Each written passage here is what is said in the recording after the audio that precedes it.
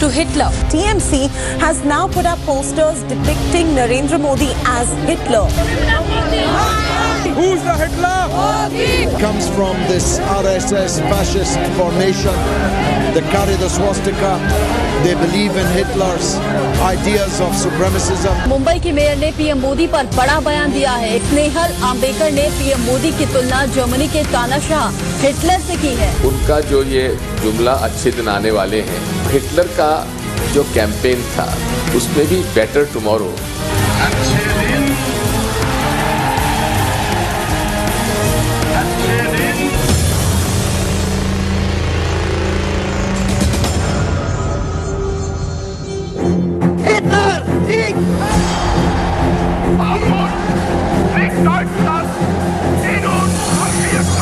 Adolf Hitler और Nazi party का नस्ल परस्ताना गेम प्लान किस तरह नरेंद्र मोदी और आरएसएस के इक़दामात में झलक रहा है।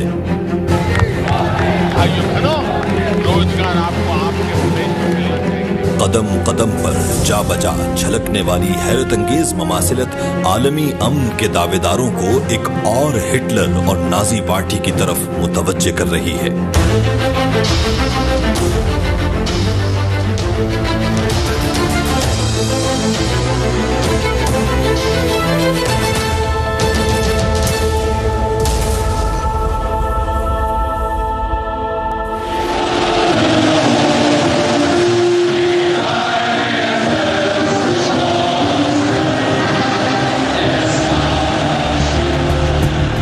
फरवरी 1920 में एंटोन ट्रैक्सलर ने नेशनलिस्ट सोशलिस्ट जर्मन वर्कर्स यानी नाजी पार्टी की बुनियाद रखी। बुनियाद परस्ती की ऐसी ही आइडियोलॉजी से मुतासिर होकर 1925 में आरएसएस की बुनियाद रखी गई।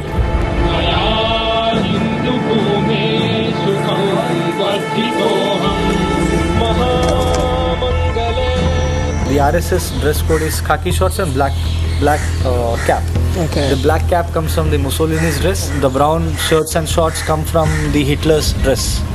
So we call them. So it's a Mussolini Hitler-inspired outfit. It's a combination of Mussolini and Hitler.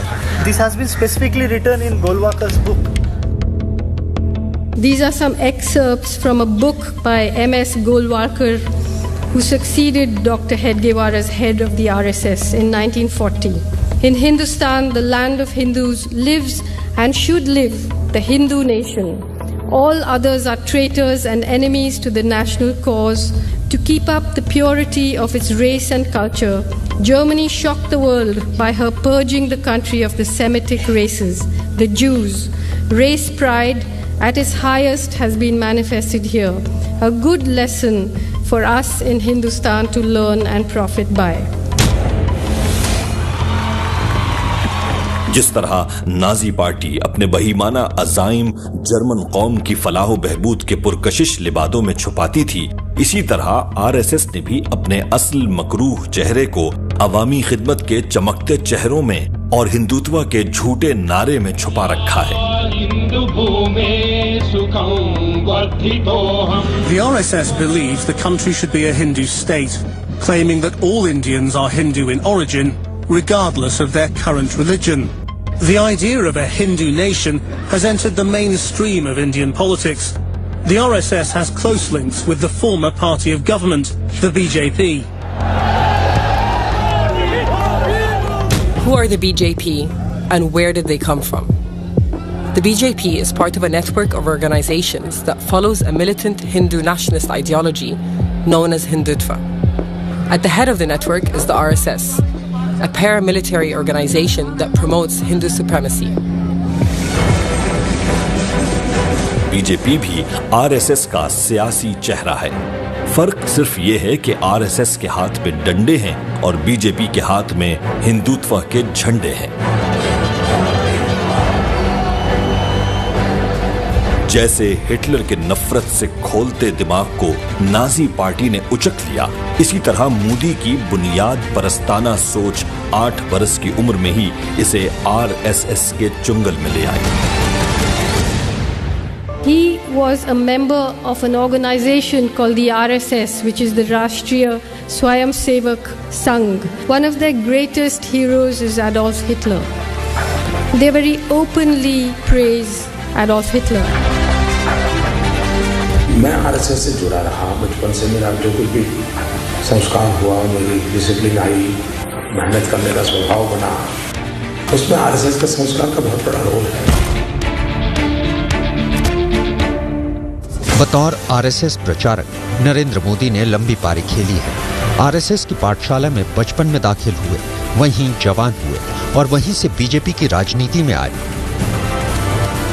मित्रों, यहाँ जितने जीवन है और मेरा सौभाग्य रहा है कि परम पूज्य डॉक्टर हेडगेवार जी को छोड़ करके जितने यहाँ चेहरे आप देख रहे हैं, इन सब की उंगली पकड़ करके चलने का मुझे सौभाग्य मिला है।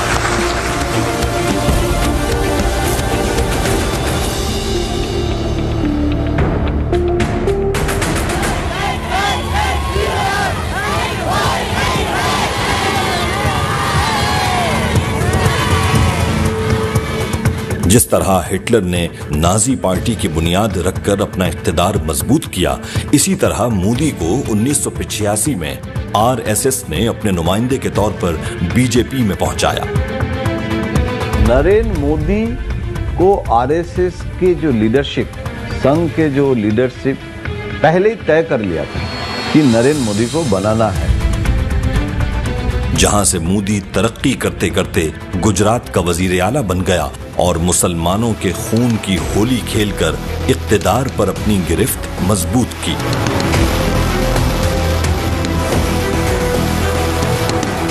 और इसी नफरत के हथियार को इस्तेमाल करते हुए आज इंडिया का दूसरी बार वजीर आजम बन चुका है। यानी मोदी ने इख्तिदार पर कब्जा करने का तरीका भी अपने पेशरो हिटलर से सीखा है।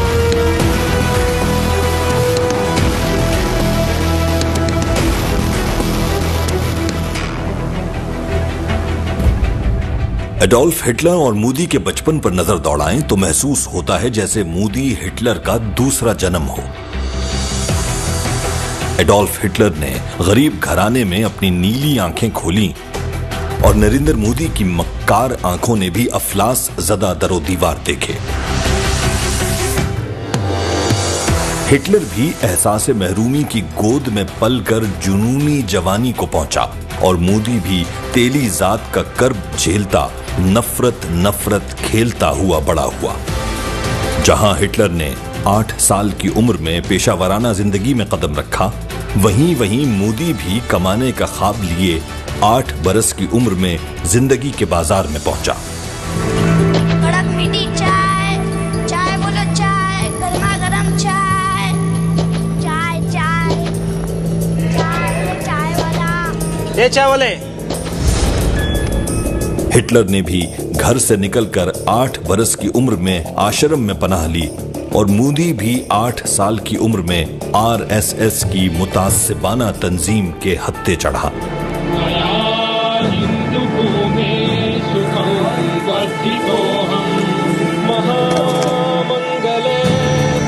दिलचस्प बात यह है कि इल्मुल आदाद कहता है हिटलर और मोदी का हासिल नंबर भी 5 है।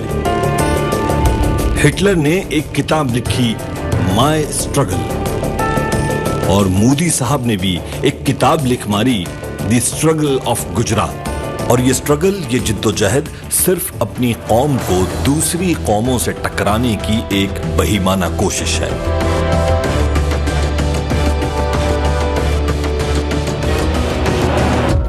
हिटलर और मोदी दोनों का कोई सियासी पसमंजर नहीं था। दोनों सियासत और रियासत की तालीम से यकसर आरी थे।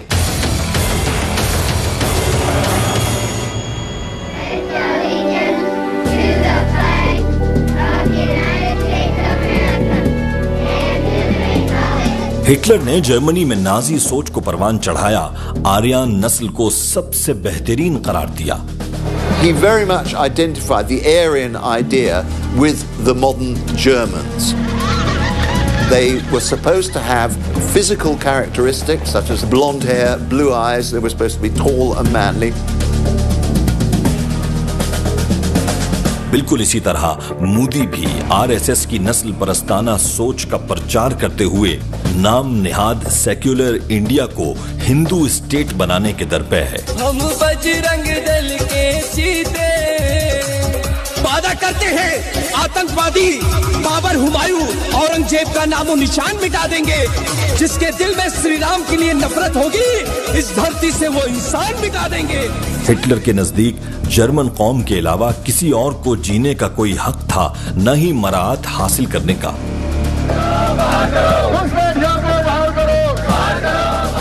मोदी भी हिटलर की पॉलिसी को लिए ऐसे इक़दामात कर रहा है जिससे इंडिया में सारी मराहत और इख्तियारात हिंदू बरादरी तक महदूद हो जाएं और गैर हिंदू अक़वाम या तो हिंदुस्तान से चली जाएं या खत्म हो जाएं।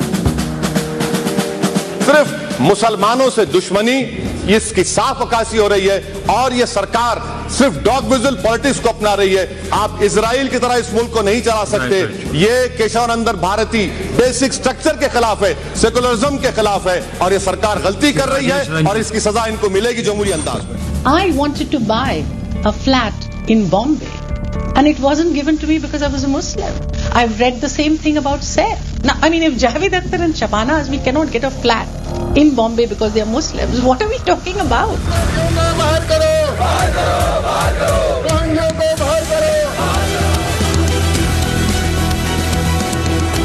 मुझे लगता है कि जो इस राष्ट्र का सम्मान नहीं कर सकते, ऐसे लोगों को हिंदुस्तान में रहने का अधिकार नहीं है। रास्ता खुला हुआ, पाकिस्तान जा सकते हैं। हमें हिंदुस्तान में सिर्फ हिंदूवादी लोग चाहिए जो राष्ट्र प्रेमियों अपने राष्ट्र से प्यार करें।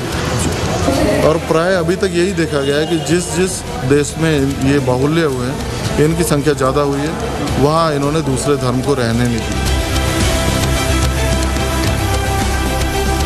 तो मुसलमान तो इस देश के अंदर रहना नहीं चाहिए। 31 दिसंबर 2021 is the last date for Christianity and Islam in this country.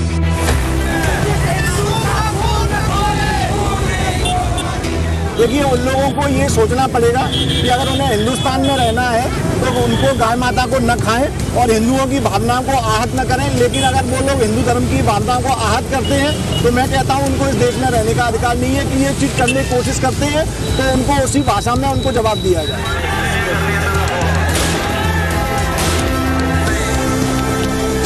एक धर्म युद्ध की तैयारी कर रहे हैं। हिंदू अलग संस्कृति है, मुस्लिम अलग संस्कृति है, दोनों एक साथ नहीं रह सकती। दो संस्कृतियां कभी एक साथ नहीं रह सकती हैं। ये टकराव होगा, जरूर होगा। आक्रामकता के साथ अपनी कार्रवाई को अंजाम दे सके, इसलिए हम लोगों ने हिंदिया वाहिनी का गठन किया है।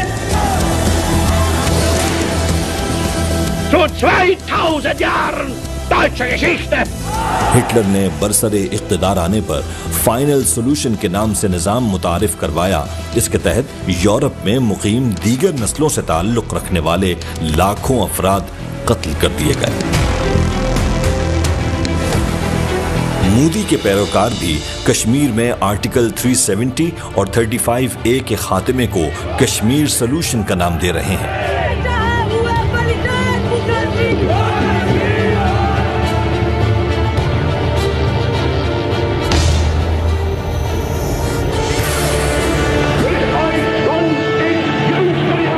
Hitler makes a promise to himself. When I was confined to bed, the idea came to me that I would liberate Germany, that I would make it great. I knew immediately that it would be realized. Hitler ने greater Germany का नारा लगाया था तो मोदी ने चरबासाजी की इंतहा करते हुए ग्रेटर इंडिया का नारा लगा दिया। आपका सब सारी सरहदें मिल जाएंगी, मोदी सबके प्राइम मिनिस्टर हो जाएंगे। सारी सरहदें मिल जाएंगी जब ताकतवर हिंदुस्तान होगा तो ये अखंड भारत दोबारा बनेगा। ये सपना नहीं, ये हमारा संकल्प है। राष्ट्रीय स्वयंसेवक संघ द्वारा इस साल स्वतंत्रता दिवस अखंड भारत दिवस के रूप में मनाया गया। हिटलर ने जर्मनी की आवाम के जहनों में एहसास महरूमी की अफ्यून उंडेली और उन्हें माजी के अजीम जर्मनी के ख्वाब दिखाए और दुनिया की दीगर कौमों से टकरा जाने की तरगीब देता रहा।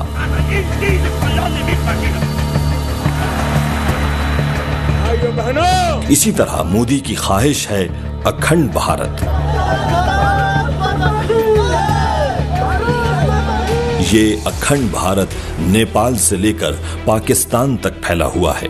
नमस्कार, आप जी न्यूज देख रहे हैं। आपके साथ मैं हूं विद्यानाथ झा। बीजेपी महासचिव और वरिष्ठ आरएसएस प्रचारक राम माधव ने अखंड भारत की आरएसएस की सोच को एक विदेशी मीडिया के सामने दोहराया है। The RSS still believes that one day these parts which have for historical reasons separated only 60 years ago will again through popular goodwill come together and Akhand Bharat will be created. Wow. The RSS believes in that. As an RSS member, I also hold on to that view.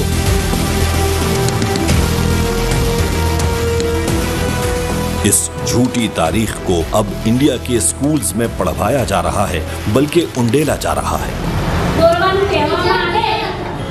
तो फटाफट दौड़ी आपने तो ભારતનું માનચિત્ર તમે તમારે check કરવાનું છે કે નીચેની બાબતો તમારા માનચિત્રમાં તમે દર્શાવી છે પાકિસ્તાન, અફઘાનિસ્તાન, બાંગ્લાદેશ, નેપાળ, ભૂટાન એટલે કે આ ઉપરના દેશો પણ અખંડ ભારતના જ ભાગ હતા. The books were written by a prominent RSS member and ideologue, Dinanath Batra.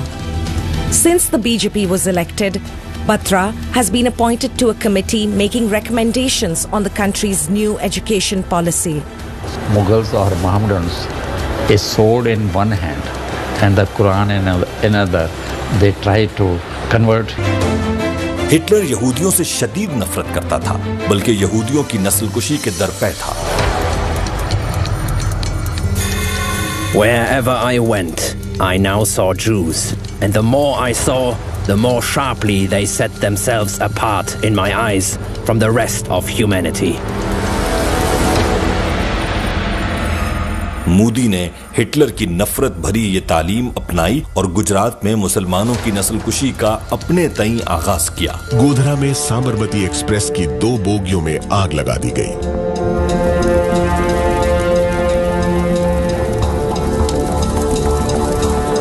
इस घटना के बाद गुजरात में दंगे भड़क उठे।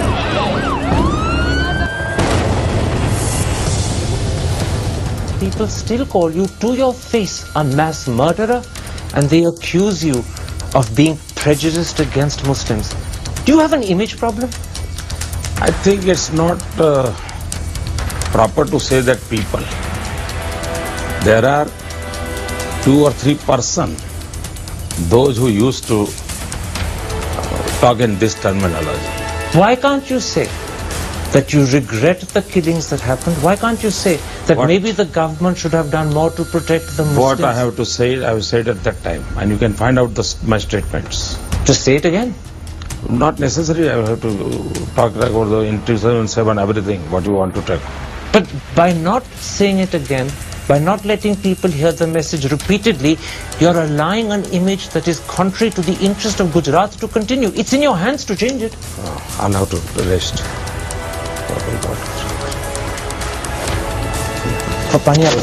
दोस्ती बनी रहे, अपनी दोस्ती बनी रहे। You came here. I'm happy and thankful to you. इस इंटरव्यू के बाद मोदी के पास अपनी सफाई के लिए कोई जवाब नहीं था। जो उन्होंने किया है ना, वो शायद किसी मुख्यमंत्री ने नहीं किया होगा। मैं कहीं इसको कोट नहीं करूँगा, मैं वैसे भी आपने कोट नहीं करूँगा कहीं किसी किताब में। तो उन्होंने जो 3 दिन का मोहलत दिया था, जो भी करना चाहो कर लो, 3 दिन के बाद में बंद कर दूंगा, ये उन्होंने खुलेआम कहा था। और 3 दिन के बाद बोला कि आप बंद कर दो, और सारा बंद हो गया। गुजरात के फसादात में कई हजार मुसलमानों को जिंदा जलाया गया। दंगों के दौरान सरकारी आंकड़ों में मरने वालों की तादाद 1266 दर्ज है, जिसमें से 70% से ज्यादा मुसलमान थे। बच्चों को, औरतों को कायदे से काटा है, किसी को नहीं छोड़ा, पनप लेनी चाहिए। मैं तो आज भी बोलता हूँ कि कुछ भी हो, लेडीज हो, बच्चे हो, कुछ भी हो, काटने से हो कुछ, मारो काटो जलाना हो।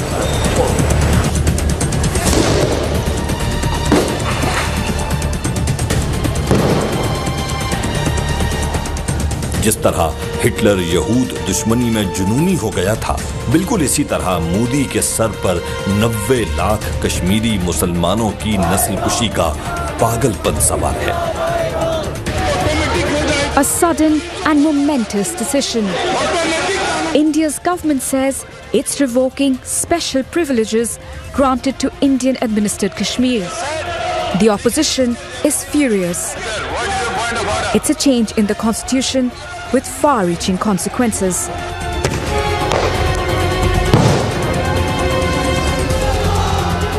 They have betrayed us. It was a backstabbing to as Kashmiris. They have made a prison. This Kashmir is, the whole Kashmir is now a prison. अब बच्चे की हालत देखो, बुखार से जल रहा है, चिट्ठी भी साथ है। मैं कल से नहीं डॉक्टर के पास जा सका, अब मैं जाने निकला था, मगर ये वहाँ से डंडा उठा के आए और सबको, औरतें, बच्चे, माँ, जो भी थे, बिल्कुल ऐसे पीटा जैसे हम भेड़िए हैं। शून्य बार फोन करा था, क्या कर aşağı başıyor burada. Şu anda şimdi diyordum bu defa eski tuttuk aşkım. Rabbim Allah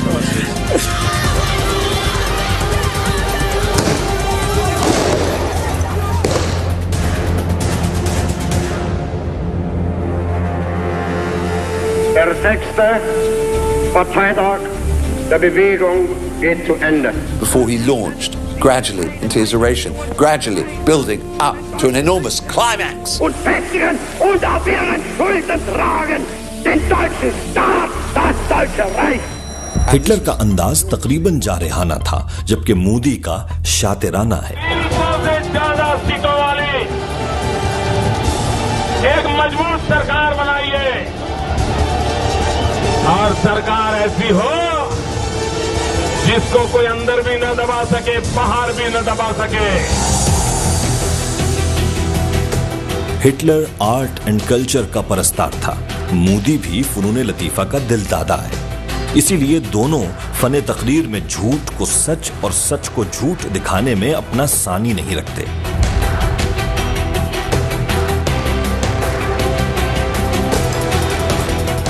मैं कह सकता हूं, मैं श्री नरेंद्र मोदी जी से बड़ा झूठा व्यक्ति हमने देखा नहीं। खुले में तो सैटेलाइट के माध्यम से सारी पिक्चर सामने आ जाती है। देश को समझ आ गई है बात,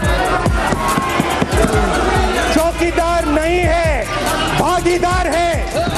हिटलर दुनिया जहां की महंगी तरीन ड्रग्स इस्तेमाल करके माइक के सामने खड़ा होता और बोलता चला जाता, बोलता चला जाता, बोलता चला जाता।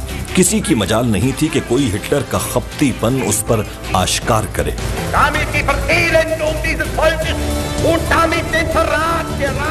आतंकवादी कान खोल के सुन ले। इसी तरह मोदी भी इख्तिदार के नशे में बदमस्त होकर जनता को भाषण देने में अपना सानी नहीं रखता, कोई टोकने की हिम्मत नहीं करता, और अगर कोई मुखालिफत भी करे तो हिटलर की तरह मोदी के कान पर जूं तक नहीं रेंगती। दिन ऐसा नहीं जाता है कि आपके उस पाप की सजा 125 करोड़ हिंदुस्तानी न भुगत। नरेंद्र मोदी सिर्फ हिटलर के नक्शे कदम पर ही नहीं चला, बल्कि हिटलर के सारे दावे और नारे तक तर्जुमा कर डाले। हिटलर अपनी तकारीर में टीटो टैलर यानी मुझे यकीन है कि गर्दान करता, और मोदी भी आई बिलीव का नारा लगाने से नहीं चूकता। हिटलर का एक खास स्लोगन था जिसका अंग्रेजी तर्जुमा है गुड डेज विल कम, और मोदी भी दौरान तकरीर नारा लगाता है अच्छे दिन आने को है। अच्छे दिन, अच्छे दिन। उनका जो ये जुमला अच्छे दिन आने वाले हैं, अगर देखेंगे तो हिटलर का जो कैंपेन था उसमें भी बेटर टुमारो, सुनहरा कल, ये मिलता जुलता ही रहा है।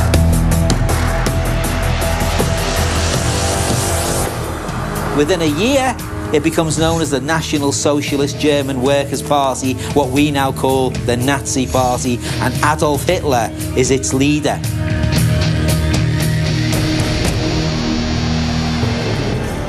हिटलर पक्का डिक्टेटर था, अपने आगे किसी की नहीं सुनता था। हिटलर के कदमों के निशानात पर चलते हुए मोदी ने भी जमहूरियत के लिबादे में डिक्टेटर का भयानक चेहरा छुपाया हुआ है। यहाँ इस देश में डिक्टेटरशिप लाने की कोशिश हो रही है, और इतना ही नहीं, वो हिटलर के बाद अपना रूप बदलना चाहते हैं। जैसा हिटलर जर्मनी में किया वैसा मोदी जी आज हिंदुस्तान में करना चाहते हैं।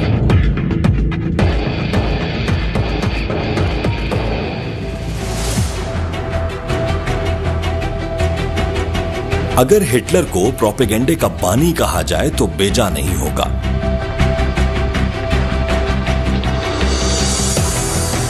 मोदी ने प्रोपेगेंडा करने की महारत इसी गुरु से हासिल की।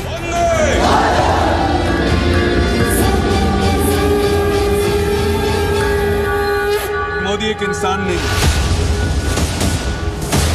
एक सोच है। हिटलर के दौर के हर अखबार और रेडियो का बुनियादी मकसद हिटलर की प्रमोशन था। Diese Wiederherstellung der Ehre unseres Volkes, ihren äußerlich sichtbarsten Ausdruck fand in der Einführung der Wehrpflicht. Hitler ने रेडियो को प्रोपेगेंडे के तौर पर इस्तेमाल किया। जर्मन कौम के अलावा दीगर अक़वाम और यहूदियों के खिलाफ प्रोपेगेंडा करते हुए दिमागों पर कंट्रोल करता चला गया। I expect every German to do his duty to the last, and that he be willing to take upon himself every sacrifice he will be asked to make. Hitler के propaganda के असरात से मुतासिर होकर मोदी ने भी मीडिया पर control करके आम दिमागों को अपना गुलाम बना लिया है। Indians can watch national news channels, regional ones, vernacular channels in various languages. More than 400 in all, pumping out coverage 24/7. The competition for viewers has an intensity like nowhere else. And as political debate in India has grown more polarized, often over Prime Minister Modi's brand of Hindu nationalism, TV output has grown more debased. When that kind of coverage is fed into the Indian social media messaging machine, the effect can be dangerous. जिस तरह Hitler ने दुनिया को Germany और गैर Germany में तकसीम कर दिया था, इसी तरह मोदी भी इंडिया को हिंदू स्टेट बनाने पर तुला हुआ है। Nationalism is much more important than secularism, and this is the time to give a possibility, a chance to Narendra Modi. Hitler के दौर में सिर्फ रेडियो था, लेकिन आज हिटलर का शागिर्द हिंदी फिल्म इंडस्ट्री, अखबारात और न्यूज चैनल्स के जरिए दिमागों पर अपना तसल्लुत जमाए हुए है।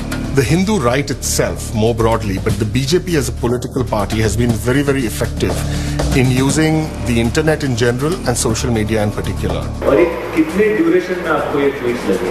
ये सर महीने में जो भी हॉट टॉपिक्स पर जो एक मुद्दा जब कोई चल रहा होगा ना, उसी समय आपको देंगे हम लोग 3 to 4 से ऊपर आपको देंगे नहीं, क्योंकि उससे ज़्यादा थोड़ा सा ओवर लगेगा। बीजेपी तो कुछ भी दे सकता है, लेकिन 1 करोड़ a month काम है, झूठ बुलवा रहे हो, तारीफ करवा रहे हो। अबाउट बीजेपी हमें कैंपिंग करना है। नहीं, कैंपिंग शब्द मत यूज करिए। यहाँ पर बात अच्छी वाली करनी है, रेपो बनाना, मतलब उसमें तो एक चीज ये रहेगी 10% जो है ना वो व्हाइट में रहेगा। ओके, इसलिए क्योंकि क्या है ना, हमें भी कंपनी को जीएसटी वो एक दिखाना पड़ेगा अमाउंट, तो जैसे कोई टेंशन नहीं। मैं बोल रहा था कि फिर आप ये जाने से पहले फिर इनके साथ फॉर्मेलिटीज क्लोज कर दो, ताकि फिर हम 1 सितंबर से करें, बिकॉज इसके बाद हम सीधा चाहेंगे केरला से जाएंगे हम अजरबैजान। ट्वीट तो हम कहीं से भी करें, बट ये फॉर्मेलिटी अगर क्लोज हो जाती है तो हमको भी एक अंडरस्टैंडिंग भी हो जाती है। एक आप बात कर लेना सारी, और बाकी हमको एक वो भी दे दें कि ये मुद्दे हैं। आप वो निश्चिंत रहिए। अगर आप ये 1 महीने, अगर आप कह रहे हैं कि आप ये महीने के पहले आप लॉक करें, राइट, तो डेफिनेटली फर्स्ट वीक 2 दिन में नहीं होगा, 1 हफ्ते बाद होगा। तो जैसे ही आप लॉक करेंगे और ट्रांजैक्शन हो जाएंगे, 2 दिन बाद वो एक जनरेट आप 28 को आ रहे हो, ट्रांजैक्शन हो जाते हैं, 28 के शाम को मैं कर दूंगी। यहाँ तक कि सोशल मीडिया पर झूठी खबरें, मुखालिफिन की किरदारकुशी और तशद्दुद का प्रचार किया जा रहा है। When that narrative takes on a visual form, it looks like this. On the left is the suicide bomber responsible for the attack in Kashmir. On the right, Rahul Gandhi, the Congress Party leader running against Prime Minister Modi's BJP. It's a Photoshop job, and a crude one. but it's made the rounds on social media, designed to reinforce the notion that Congress is soft on Kashmir, terrorism, and Muslims in general. And there's the pro-BJP messaging online that offers the flip side of the same basic narrative. Vote for Modi and his party if you don't want terrorists on your doorstep.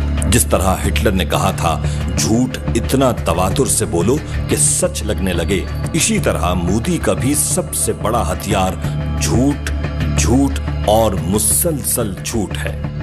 एक झूठ को 100 बार दोहराओ, वो सच का रूप धारण कर लेता है। यही हो रहा है। ये ताकत थी हमारे सैनिकों की। उन्होंने सिकंदर को यहाँ परास्त किया, उसको मार करके भेजा। सिकंदर को गंगा नदी के किनारे तक पहुंचा दिए। वो तो सतलज के पहले ही से भाग गया, उसकी फौज कमजोर पड़ गई। जिस तरह ज़हनी तौर पर गुलाम जर्मनी वाले हिटलर को मसीहा के रूप में देखा करते थे, बिल्कुल इसी तरह इंडियन मीडिया मोदी को हिंदू कौम का निजात दहिंदा दिखा रहा है। चीन भी अब तो कह रहा है कि पीएम मोदी खतरों के खिलाड़ी हैं। गली गली तेरी लाह जली, अब तेरा ये दुनिया तो उसकी है जो लोगों के दिलों में रहता है। भारतीय लोकतंत्र का इतिहास अपने नेपोलियन को देख रहा है। We are all now part of Modi's nation. This is exciting. Look at this. It's all saffron west to east with few pockets of green. प्रधानमंत्री नरेंद्र मोदी सुबह 7:30 बजे तक तैयार हो जाते हैं। उसके बाद नाश्ता करते हैं, जो कि होता है बहुत हल्का, कभी पोहा, कभी भाकरी, तो कभी खाखरा। आपको अपने लिए कुछ नहीं चाहिए, एक फकीरी है आपके स्वभाव में। देश भर में सियासी पारा चढ़ा हुआ है, तो बॉलीवुड भला कैसे पीछे रह सकता है? खुलकर मोदी का समर्थन किया। गुड मैन है मेरे सामने खड़े यहाँ पर। So it depends who you want for a father, and given all these guys, I'd rather he was like a father figure to me. जिस तरह से मेरे पापा इस परिवार के साथ, अटल जी के साथ जुड़े थे, आज मैं यहाँ मोदी जी के साथ जुड़ने आया हूँ। मैं इतना ही कहना चाहूंगी, राहुल गांधी देश में कहीं भी जाकर कितना भी झूठ बोले, आएगा तो मोदी ही। हमने कभी ये नहीं कहा कि हम मोदी जी को हीरो बनाएं। मोदी जी ऑलरेडी देश के लिए क्या, पूरी दुनिया के लिए।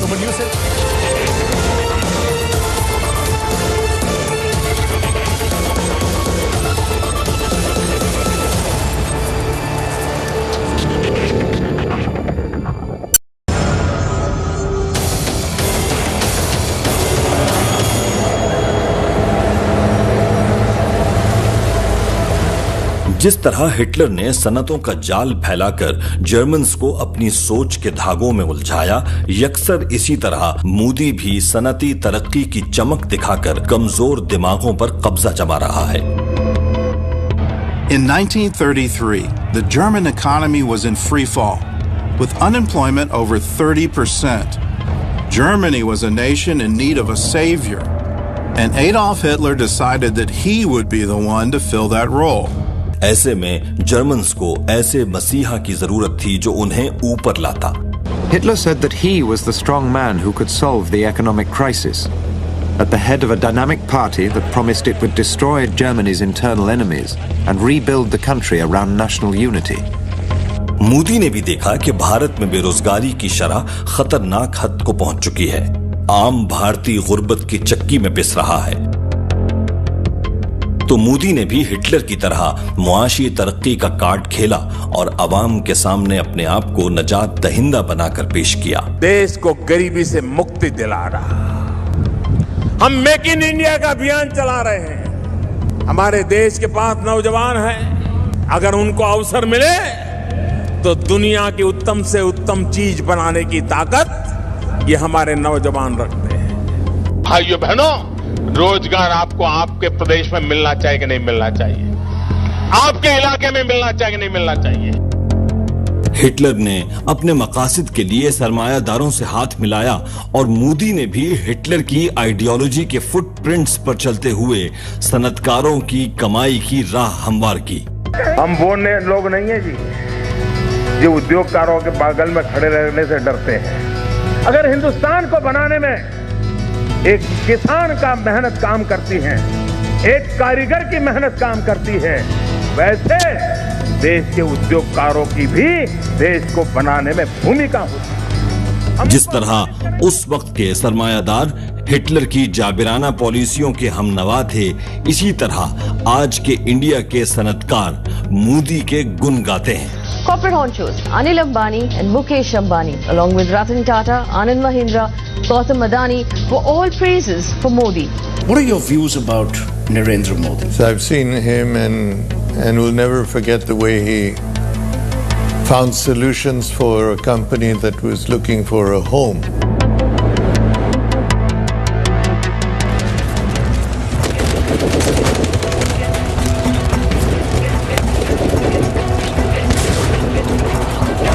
हिटलर के नाजीज्म का अंजाम तो सारी दुनिया ने देखा। In the end, he wanted total destruction. His view was, in the ruthless struggle for life, Germany had failed him, and therefore Germany deserved to die when he died. Hitler का German अजमत का ख्वाब उसकी खुदकुशी पर खत्म हुआ।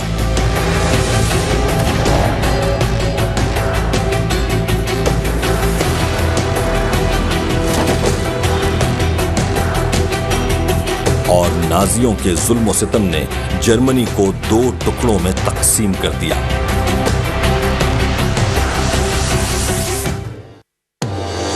लेकिन Hitler के नक्शे कदम पर चलने वाला मोदी ये नहीं जानता कि ये अखंड भारत का नारा, ये हिंदुत्व, ये कश्मीर में मुसलमानों की नस्लकुशी का ख्वाब भारत को टुकड़े टुकड़े कर देगा। इकाई दिल और खालिस्तान और तमिलनाडु की अलहदगी पसंद तहरीकें इंडिया के जुल्म का जवाब देने के लिए बेताब हैं।